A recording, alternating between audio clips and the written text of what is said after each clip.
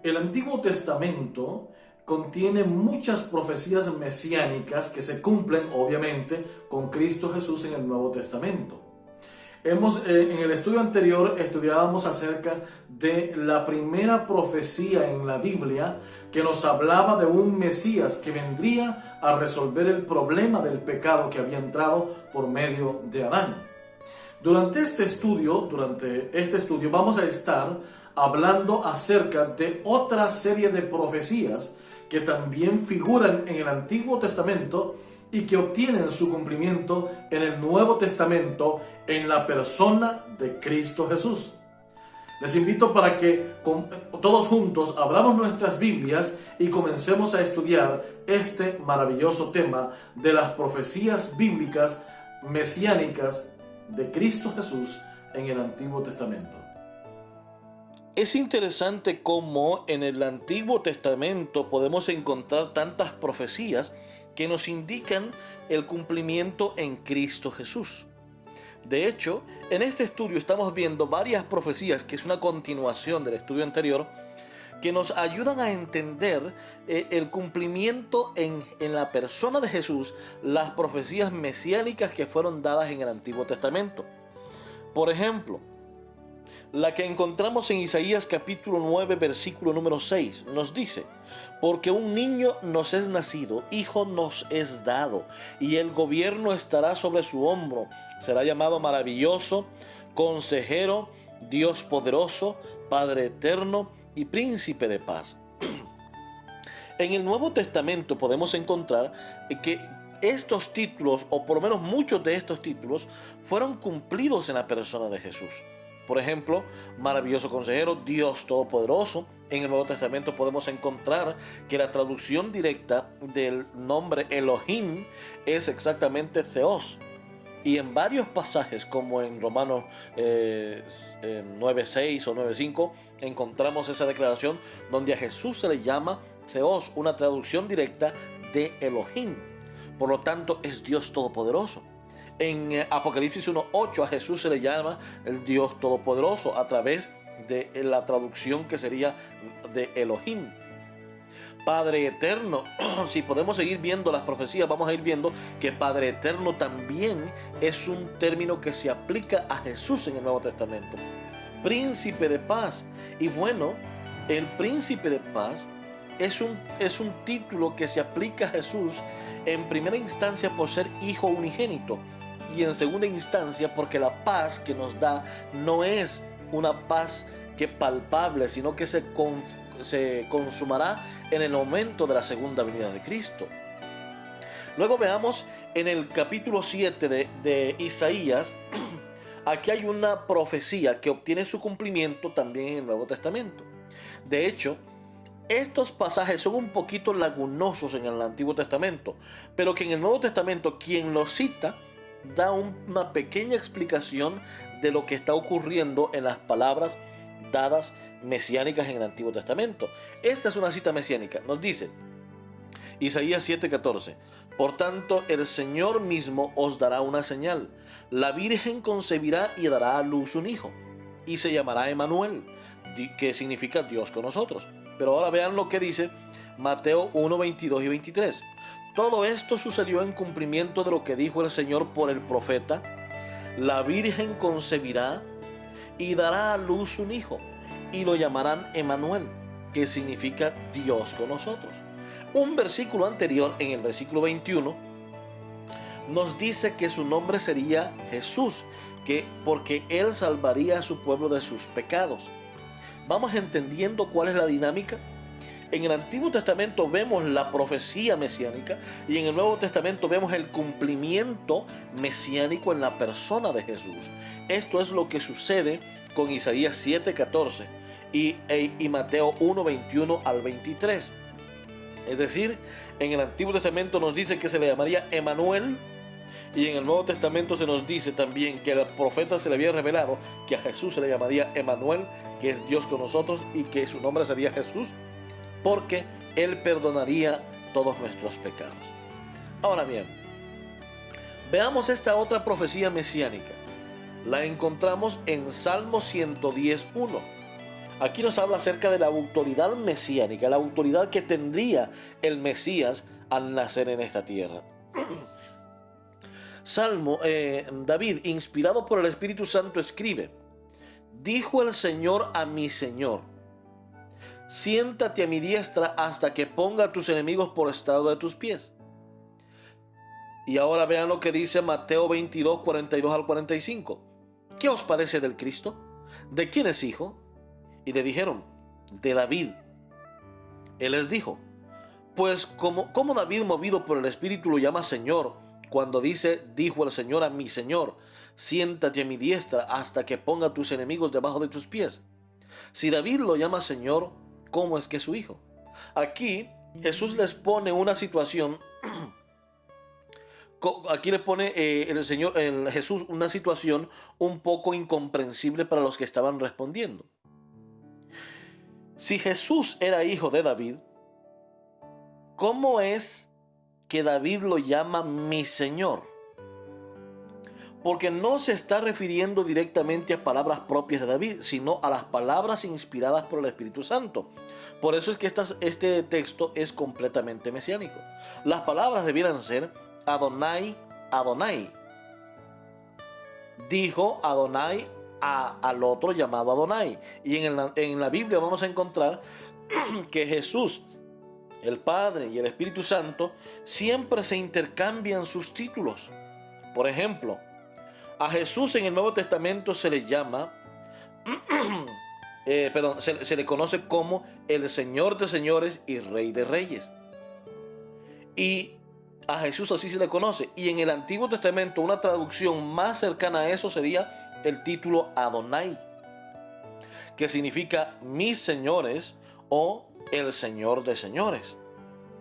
Por lo tanto, aquí dice: dijo el Señor a mi Señor, siéntate a mi diestra. Es decir, el Padre le dice al Hijo: siéntate a mi diestra. Y le está hablando de igualdad, le está hablando de deidad, está hablando de que la naturaleza del Hijo es igual a la del Padre.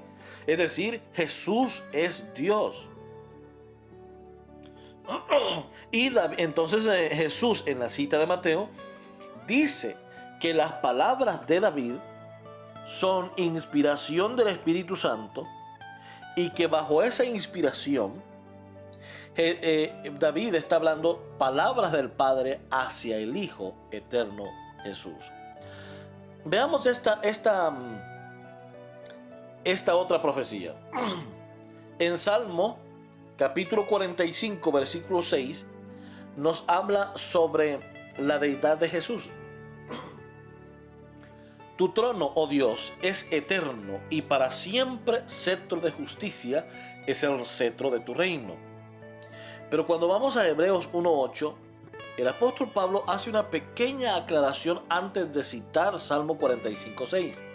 Nos dice: en cambio, al Hijo le dice: tu trono, oh Dios, es eterno, y para siempre cetro de equidad es el cetro de tu reino.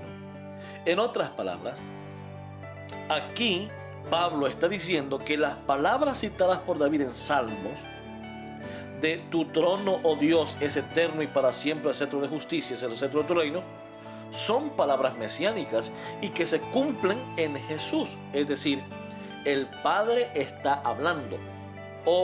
En cambio al Hijo le dice Pablo. ¿Quién le dice? El Padre. Tu trono, oh Dios, le está hablando el Padre. Tu trono, oh Dios, es eterno y para siempre cetro de equidad, el cetro de tu reino. Es decir, que el Padre, siendo Dios, llama al Hijo Dios. Y le está diciendo que su reino y su cetro de equidad es para siempre y es eterno. Es decir, que aquí lo que estamos viendo es que la deidad absoluta del Padre se cumple en el Hijo en el Nuevo Testamento. Estos son textos mesiánicos, irrefutables. Para aquellas personas que consideran que Jesús no es Dios, este texto se les hace completamente imposible, que algunas denominaciones han tenido que cambiar el contenido de lo que dice este pasaje. Han tenido que invertir el sentido de las palabras. ¿Por qué?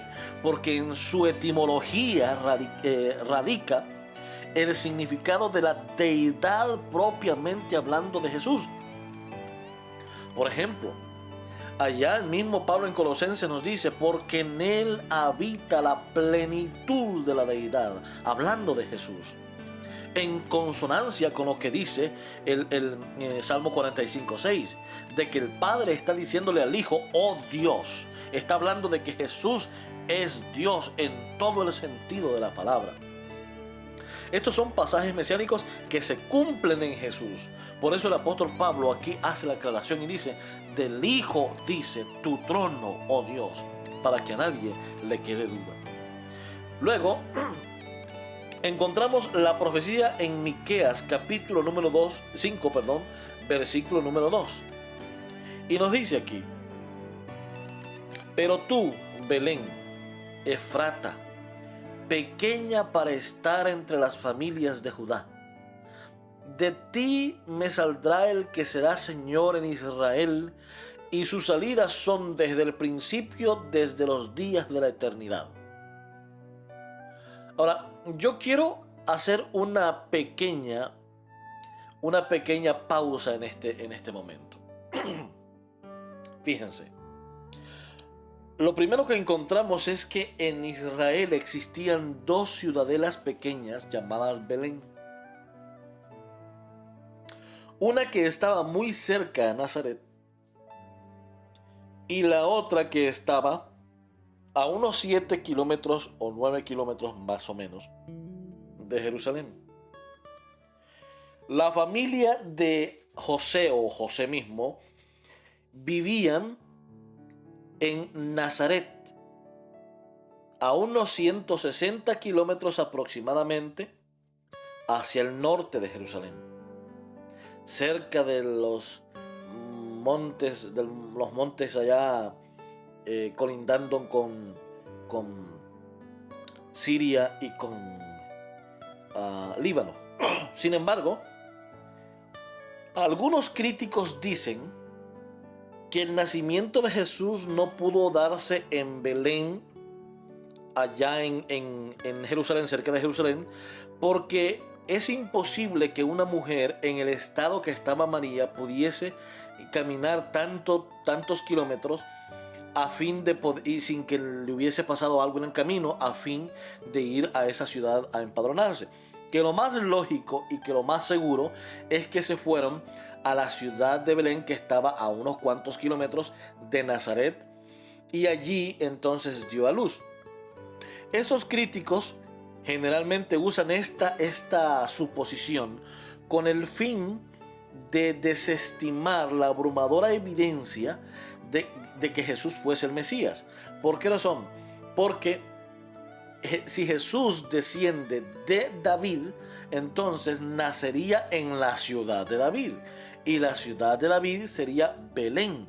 Y la Belén, ciudad de David, es la que está cerquita de Jerusalén, a unos 7 kilómetros aproximadamente. Así que entonces analicemos un poco. Lo primero que vamos a entender para desestimar esa suposición de que Jesús no nació en Belén es el hecho de que los tres principales personajes vinieron desde el oriente y fueron a visitar directamente al rey Herodes para preguntarle por el niño rey que había nacido. Pero la capital del reino, es decir, de Israel, no estaba en Nazaret, estaba en Jerusalén. Los tres personajes importantes no llegaron a Nazaret, sino que llegaron a Jerusalén. Por lo tanto, al ver aquella estrella, ellos se fueron directamente hacia Belén. Y por el relato bíblico que encontramos en Mateo capítulos 1 y 2, no fueron tan lejos, sino a las cercanías de Jerusalén, a unos 7 kilómetros, porque el niño estaba ya naciendo. Por lo tanto, eso desestima completamente la idea de que Jesús haya nacido en una ciudad que no fuese Belén, la ciudad de David. Ahora bien, el profeta Miqueas, unos 400 años más o menos, está escribiendo esta profecía. Pero tú, Belén, Efrata, pequeña para estar entre las familias de Judá, de ti me saldrá el que será Señor en Israel, y sus salidas son desde el principio, desde los días de la eternidad. Aquí habla de Jesús como eterno, habla de Jesús como alguien que visitaba constantemente a sus hijos en la tierra. Esa será otra clase que se llama Epifanías o Cristologías en el Antiguo Testamento, cómo Jesús se manifestaba en el Antiguo Testamento, pero esa será otra clase. En este estudio estamos hablando acerca de las profecías del Antiguo Testamento que apuntan y que se cumplen en Cristo Jesús como el Mesías. Ahora, veamos el cumplimiento en el Nuevo Testamento. Mateo 2, 3 al 6. Oyendo esto, el rey se turbó y toda Jerusalén con él, y convocados todos los principales sacerdotes y los escribas del pueblo, y les preguntó dónde había de nacer el Cristo, y ellos le dijeron, en Belén de Judea. Porque así está escrito por el profeta, y tú, Belén, de la tierra de Judá, no eres la más pequeña entre los príncipes de Judá, porque de ti saldrá un guiador que apacentará o regirá a mi pueblo Israel. Mateo 2, 3 al 6. En ese momento se cumplen las palabras del profeta Miqueas. Jesús ha nacido porque el emperador había exigido que todos fueran a sus ciudades de origen para poderse empadronar, para levantar un censo. Resulta que entonces en ese momento José y María tienen que ir por obligación hasta Belén, de donde era originario José. Y llegando allí, conocemos el resto de la historia, no se encontró lugar para Jesús y Jesús tuvo que nacer en el lugar donde estaba la comida para los animales. Qué interesante historia y qué interesante humildad, pero qué interesante cumplimiento profético tal cual lo había revelado el Señor. Pero veamos otra cita bíblica, otra profecía y tal vez la más importante que existe en el Antiguo Testamento. Isaías capítulo 53 versículo 3 al 6. Esta profecía es con respecto al Mesías sufriente, es decir, hablando de su muerte. Nos dice: despreciado y desechado entre los hombres, varón de dolores, experimentado en quebranto, y como que escondimos de él el rostro, fue menospreciado, y no lo estimamos. Ciertamente llevó él nuestras enfermedades, y sufrió nuestros dolores. Y nosotros le tuvimos por azotado, por herido de Dios, y abatido. Mas él herido fue por nuestras rebeliones, molido por nuestros pecados. El castigo de nuestra paz fue sobre él, y por su llaga fuimos nosotros curados. Todos nosotros nos descarriamos como ovejas, cada cual se apartó por su camino. Mas Jehová cargó en él el pecado de todos nosotros. Angustiado él y afligido, no abrió su boca. Como cordero fue llevado al matadero, y como oveja delante de sus trasquiladores, enmudeció y no abrió su boca. Es interesante que el Mesías que propone Isaías en los primeros capítulos de ese libro no habla tanto del sufrimiento, sino del poder y la deidad de Jesús. Pero cuando llegamos al capítulo 53, el profeta habla de un Mesías sufriente. Y esto era contrario a lo que los judíos creían en aquel momento. Ellos esperaban a un Mesías libertador, un Mesías que vendría, nacería de la familia real, si es posible, que nacería como rey en herencia, como príncipe, lideraría los ejércitos y alguna rebelión en el pueblo judío a fin de poder ser libres del yugo romano. La historia no muy lejana en el pasado, unos 200 años antes de Jesús, los macabeos fueron los que se rebelaron y muchos patriotas se levantaron con el fin de expulsar a los griegos y lo lograron.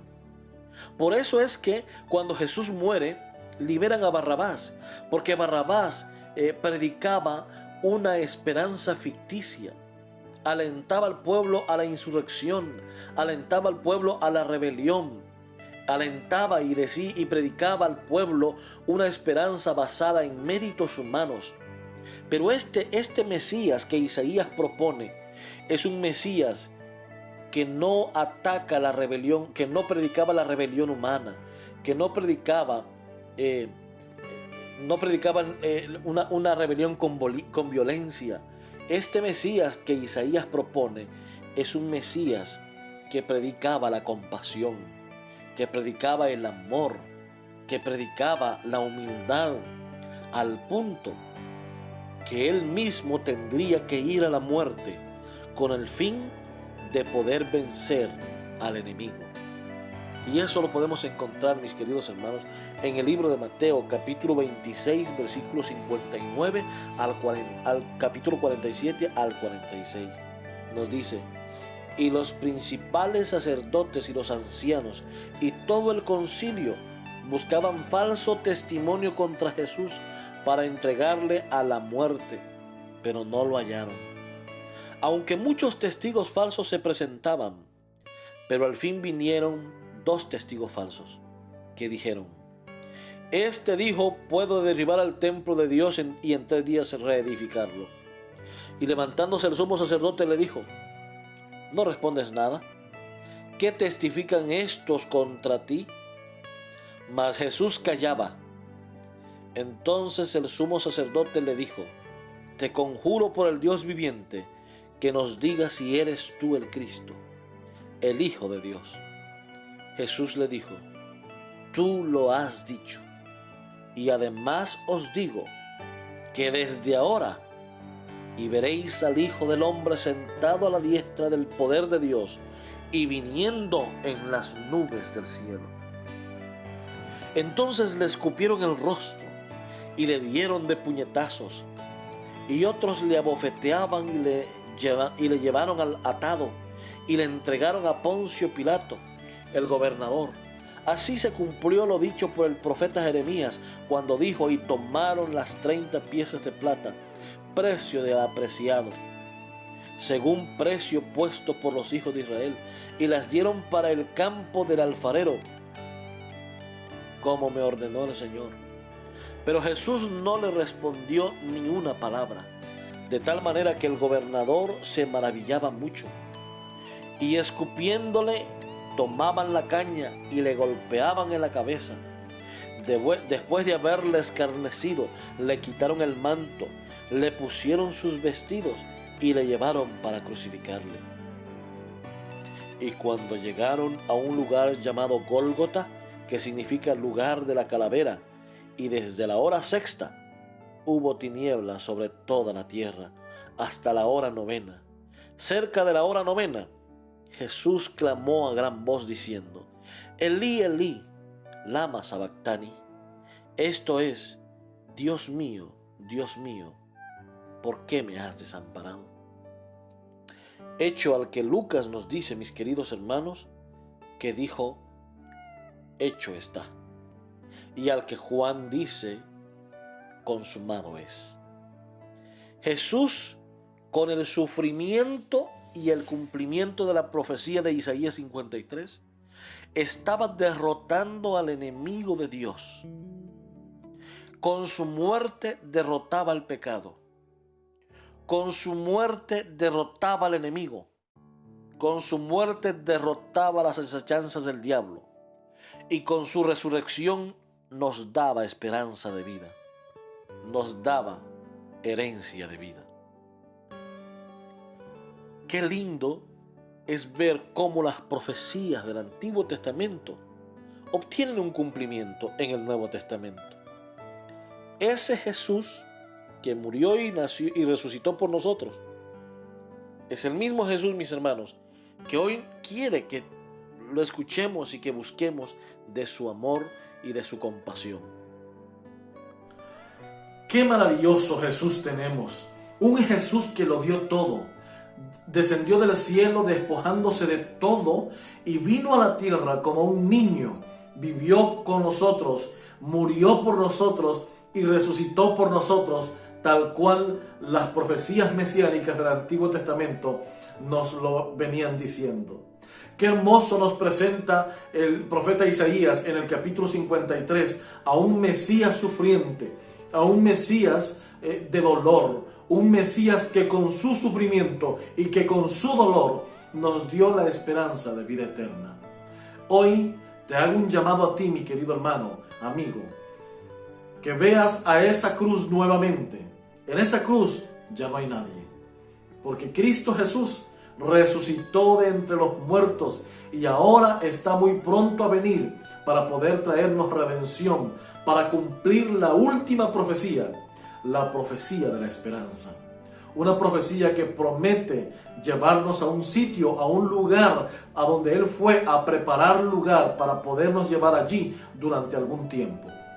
En esta ocasión, yo te pido y te llamo en el nombre de Jesús para que tú entregues completamente tu corazón a Él, para que abandones de una vez el pecado y que le digas: Señor, por mí mismo no puedo hacerlo, pero tú puedes hacerlo en mi vida. Por eso hoy te entrego mi vida y mi corazón a ti. Qué lindo es saber que nuestro Cristo Jesús es el que ahora está sentado a la diestra del Padre en el cielo y que pronto vendrá para traer un galardón, un premio para darte a ti y para darme a mí. Que Dios te bendiga, mi querido hermano, y no te pierdas nuestro próximo estudio. Hasta entonces.